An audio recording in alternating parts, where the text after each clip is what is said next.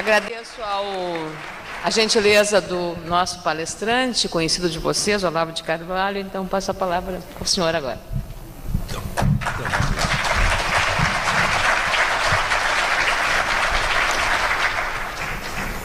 Quer dizer, que vai caber a mim, em parte, responder aos argumentos do meu antecessor na ausência física dele.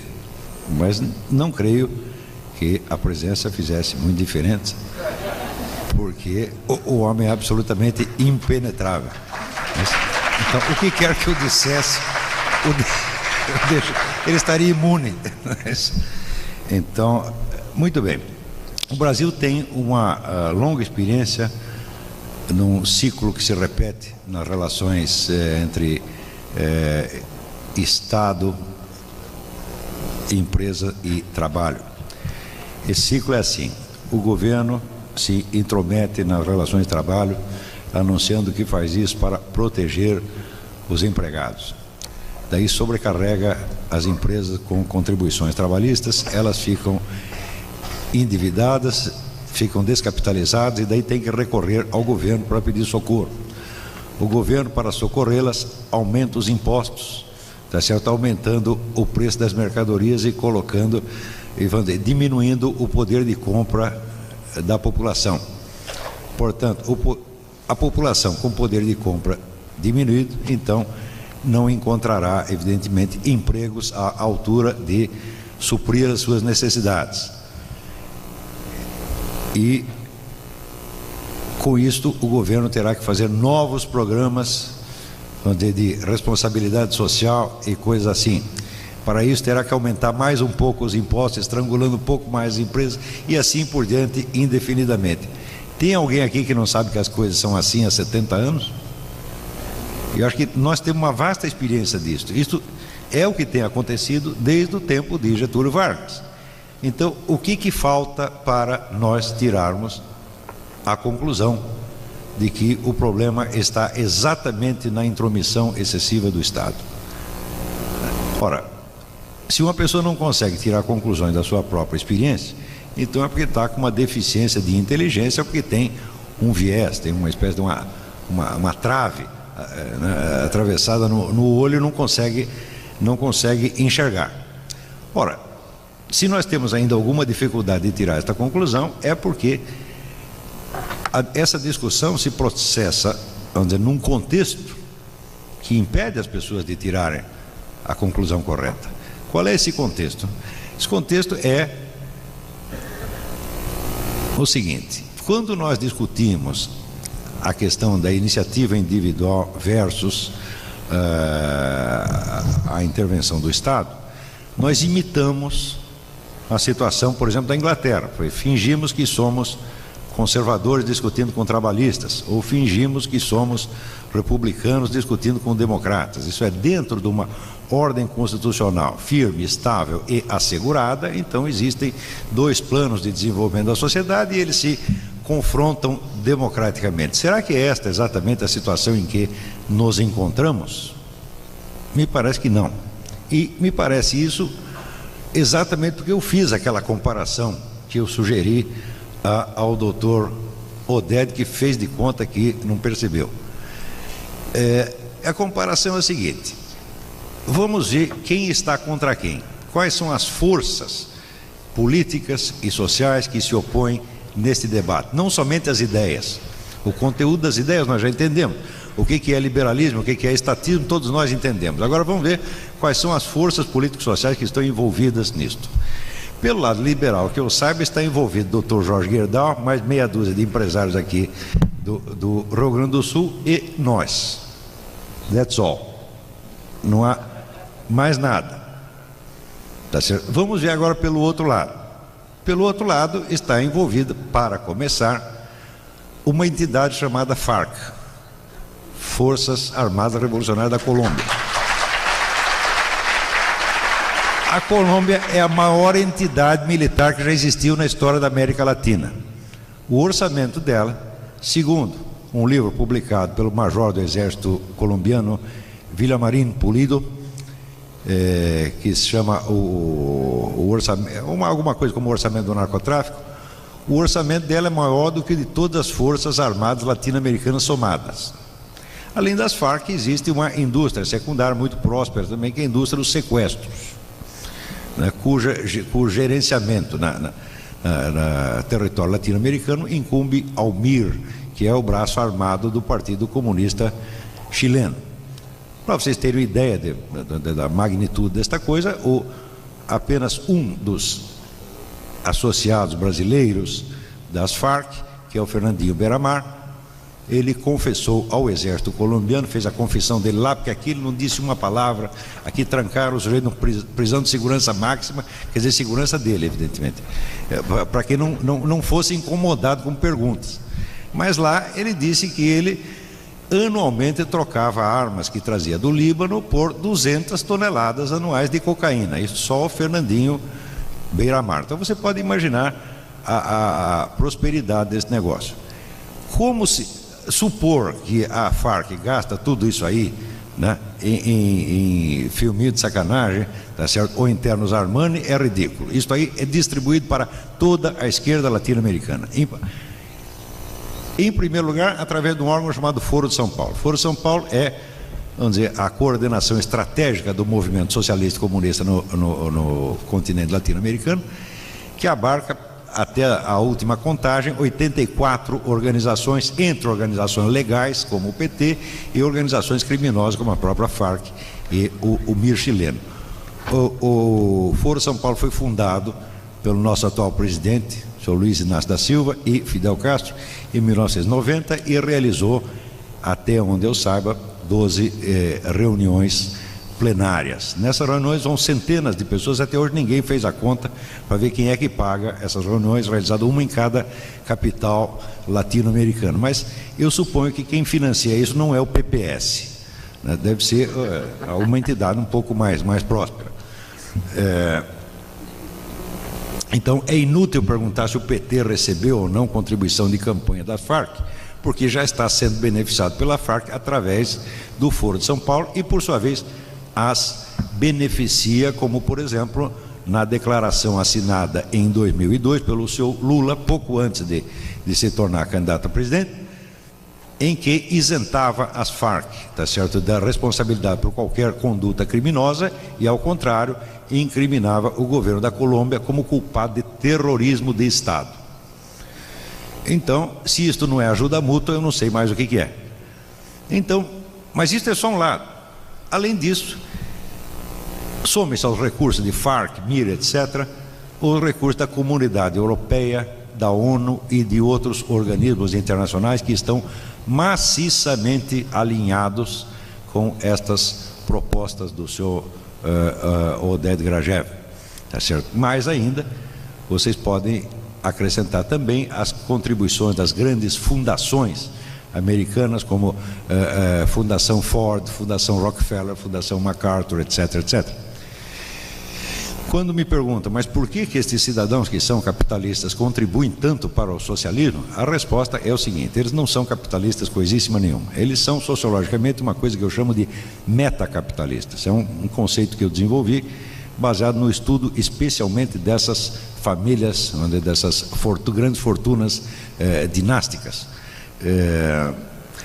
O metacapitalista é um sujeito que ganhou tanto dinheiro com a economia de mercado, mas tanto dinheiro, mas tanto dinheiro, mas tanto dinheiro, que ele não quer mais estar submetido às oscilações do mercado.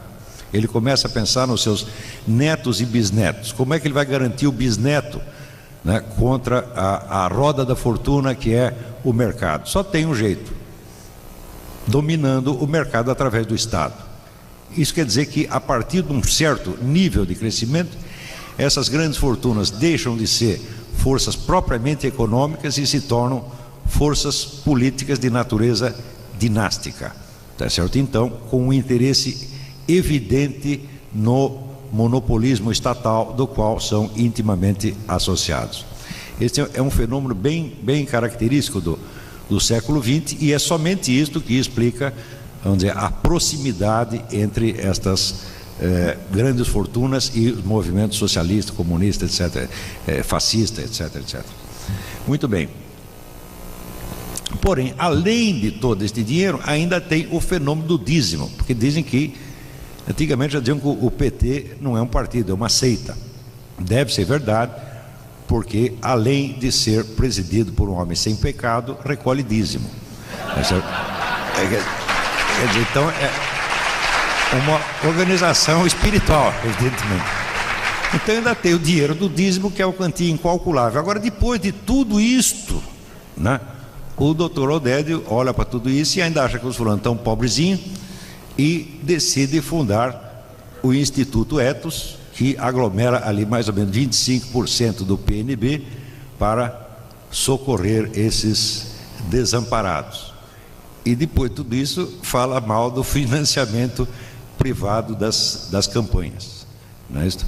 E sugere que nós devemos fazer as contas. É uma pena que eu não esteja aqui para ouvir tudo isso, mas garanto que seria inútil. Eu tenho alguma prática de psicologia. Quando eu estou na presença de um homem insensível, eu reconheço imediatamente. O que quer que eu diga a ele não vai afetá-lo no mais mínimo que seja.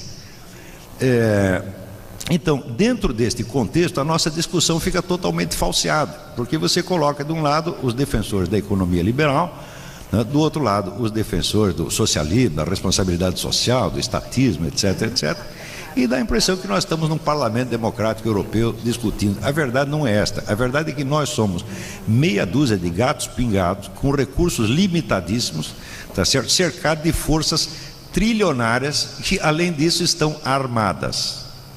Porque nós podemos perguntar: quantas armas tem o movimento liberal conservador aqui no continente? Quantas armas o IEE tem? Não é isso?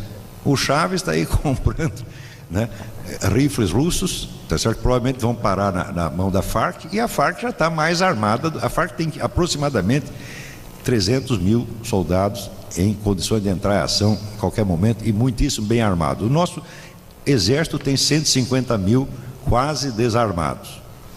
Ou seja, o confronto já se tornou absolutamente impossível.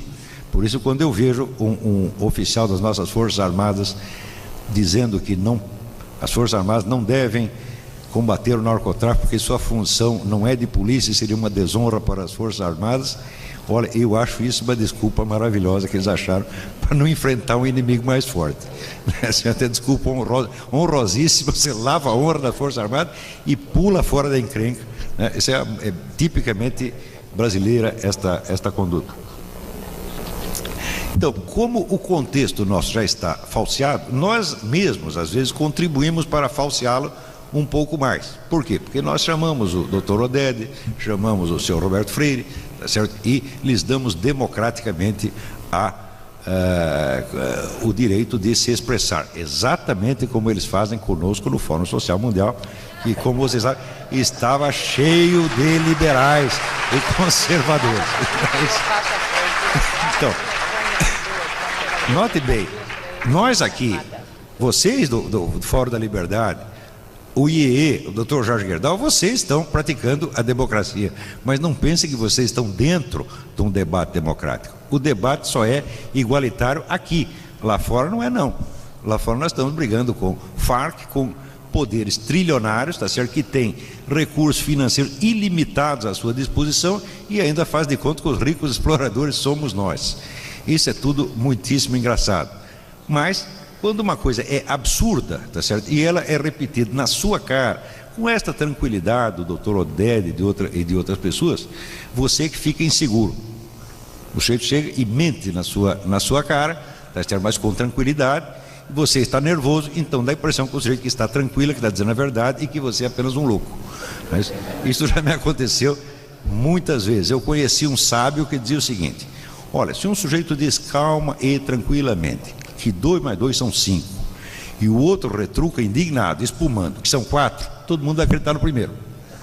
É exatamente o que tem acontecido aqui. Essa tabelinha que apareceu aí, por exemplo, do índice de desenvolvimento humano, tá certo, comparado aos impostos, ela deveria ser confrontada com uma outra tabela, que é aquela do índice de liberdade econômica, que é publicado anualmente pelo Wall Street Journal, e que muitos aqui eu creio que conhecem, porque a intervenção do Estado na economia é óbvio que não pode ser medida somente por impostos, mas por um conjunto de fatores limitadores. Então, confrontada, né, o índice de desenvolvimento humano com o índice de liberdade econômica, é óbvio, é evidente que os países que têm mais desenvolvimento humano são sempre aqueles que têm mais liberdade de mercado, ainda que em alguns casos tenham impostos mais altos. Essa aqui é uma pena, eu não sabia que ia ser mostrada esta tabela aqui, mas eu creio que muitos aqui conhecem este índice de liberdade econômica, que é a publicação anual do Wall Street Journal. Em todo caso, não é muito difícil. Se tem alguma dúvida quanto aos dados que eu forneci por alto a respeito do suporte financeiro do movimento socialista, estatista, etc., etc., eu sugiro 2 sites da internet. Um que se chama www.activistcash.com. Tá certo? É o dinheiro dos ativistas. Então mostra toda, vamos dizer, a rede desses movimentos beneméritos que lutam por um mundo melhor e quem o sustenta. E o outro é um site fundado pelo David Horowitz, que é um grande batalhador liberal conservador americano, e o site se chama www.discoverthenetwork.com. Os dados quanto a quem sustenta essa gente estão todos lá. Muitas vezes o modo de sustentação é um pouco ambíguo, como aconteceu, por exemplo, na campanha de John Kerry à presidência da República. Uma das fontes de financiamento deste movimento, que eu esqueci de mencionar, é o senhor George Soros. Tá certo? Mas não pense que o George Soros tem assim tanto dinheiro para jogar fora. Ele não tem. Tá certo? E como não tem, ele faz o seguinte expediente. Ele fez a contribuição de 20 milhões de dólares para a campanha presidencial de John Kerry.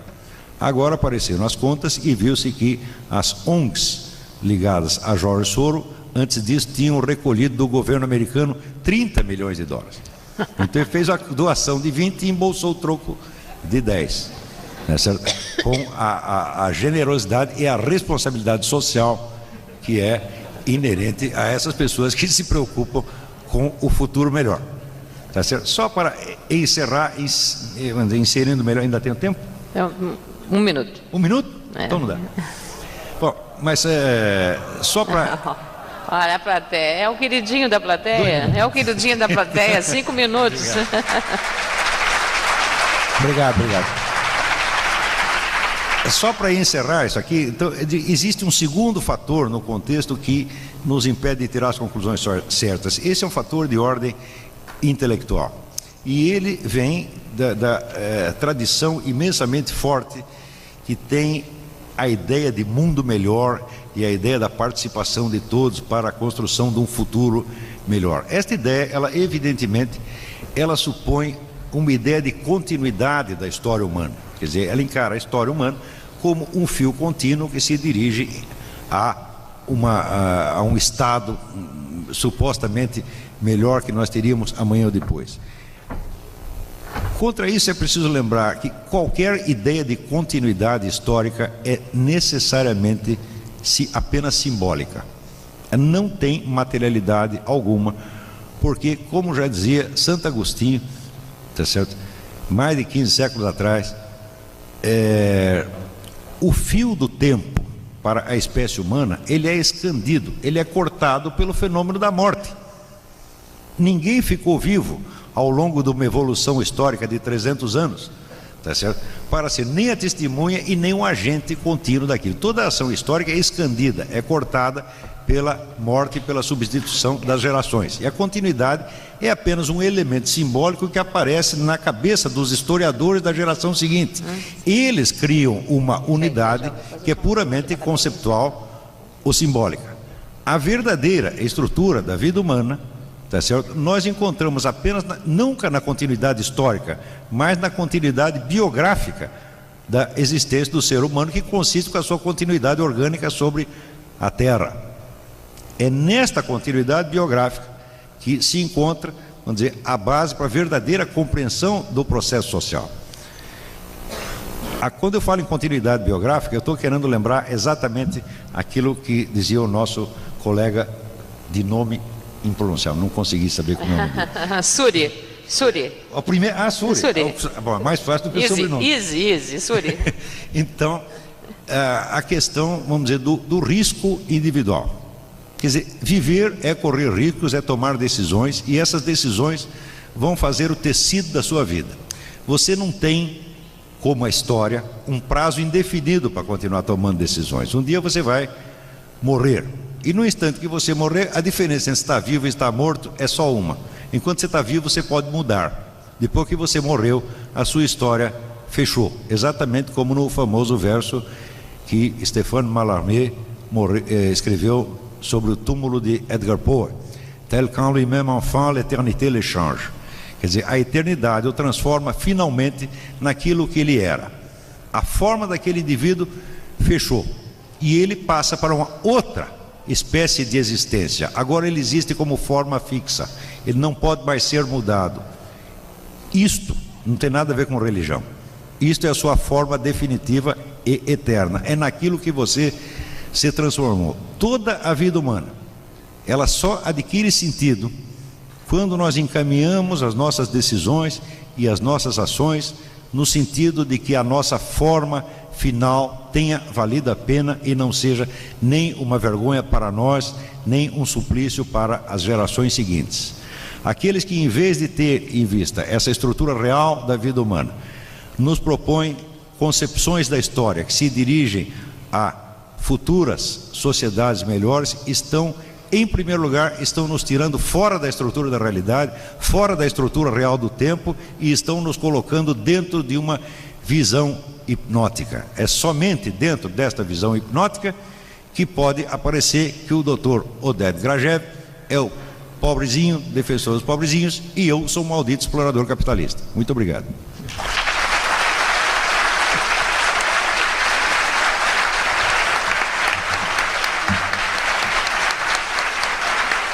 Muito obrigada, Olavo de Carvalho, escritor, colunista, todas as consagrações aí para a plateia, para o nosso painelista. O que o senhor pensa a respeito dos políticos brasileiros? A corrupção ainda é um problema muito grande? Como o senhor acha que isso pode mudar, e se não falta preparo para os nossos políticos, como o trabalhador irá acreditar no Estado ou no país? E a outra pergunta: a ONG Parceiros Voluntários, dirigida por Maria Helena Johan Peter, também é promovida por uma meta capitalista? Eu não ouvi nada. Não? Não entendi. Eu estava pensando na outra pergunta, não entendi essa. Então, uma de cada vez. Posso? Então, com relação à classe política brasileira, ela é horrível, evidentemente. E a história dela é a história de um declínio ininterrupto desde o tempo do Império. Se você comparar onde os ministros, senadores do tempo do Império com agora, você vê que nunca parou de cair. Uma das causas disso é uma coisa que é apresentada sempre como solução, quando as pessoas dizem: nós precisamos renovar a classe política. O Brasil já tem uma das taxas mais altas de renovação da classe política a cada eleição. É praticamente 50%.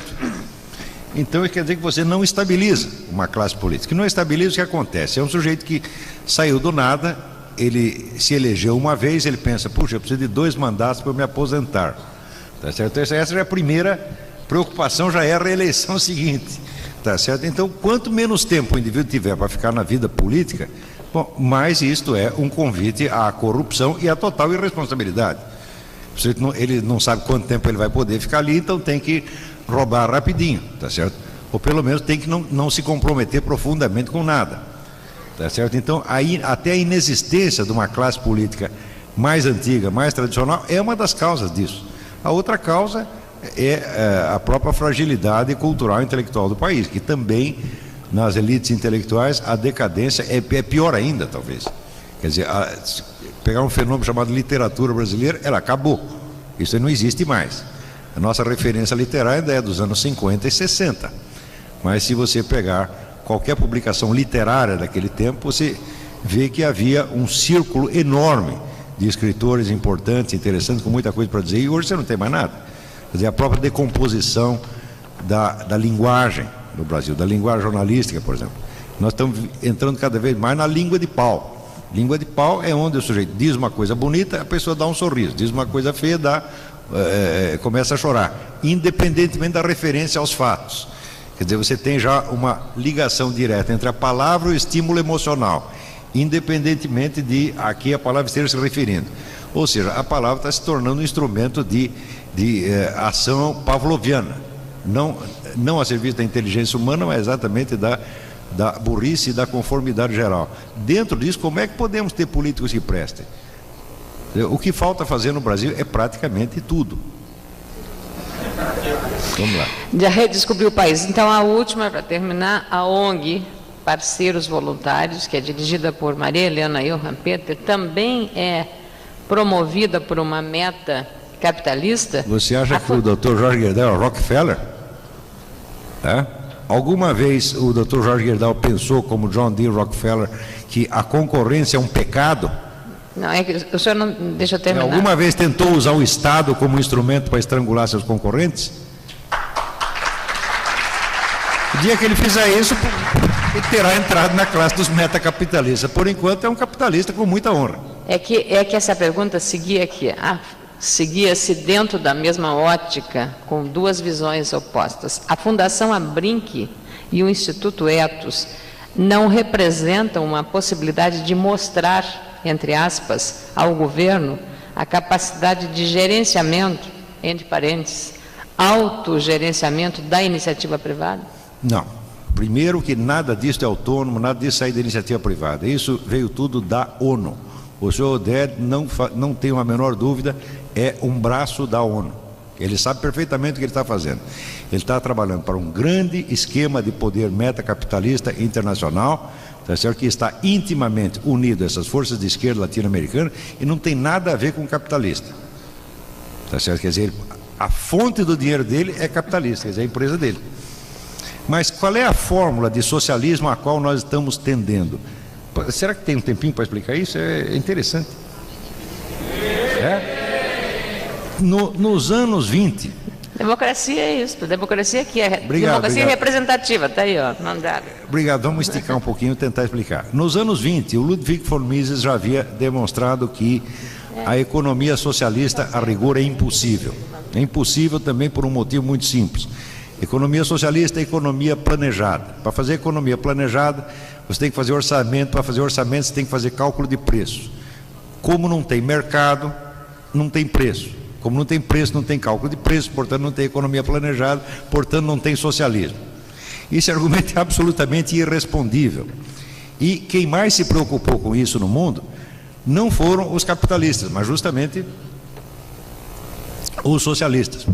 O ministro da Economia da Iugoslávia, Eduardo Cardelli, passou anos tentando resolver esse problema, viu que não tinha solução, inventou lá um arranjo que ele achou que podia responder a isso, mas esse arranjo era tão fraco que nunca foi levado à prática. Isso é que não há ninguém na liderança comunista séria do mundo que não esteja consciente, desde os anos 30, de que um comunismo no sentido pleno, um comunismo com estatização total dos meios de produção, é impossível. Sendo assim, foram trabalhando sucessivos arranjos e chegando a esta fórmula do socialismo meia bomba, na qual você conserva uma certa margem de liberdade para, quer dizer, a iniciativa privada, para que ela, amarrada por todas as partes, por impostos, por leis trabalhistas e pela sua criminalização geral, tá certo? Continue trabalhando, produzindo riqueza para sustentar e fortalecer o esquema político, judicial e policial socialista, tá certo? De modo que, preste bem atenção, o indivíduo simplesmente defender a iniciativa privada não fará dele um liberal. A simples defesa da economia privada pode coexistir com o socialismo perfeitamente. Quer dizer, o que vai caracterizar a posição liberal não é somente isso, mas a defesa das liberdades públicas, está certo? E a defesa de certos valores morais tradicionais. Sem isto, se for a pura defesa da economia privada, isso até o doutor Oded pode fazer. Obrigada, Olavo de Carvalho. Muito obrigada, doutor Suri Ratnapala. Obrigada, Gustavo.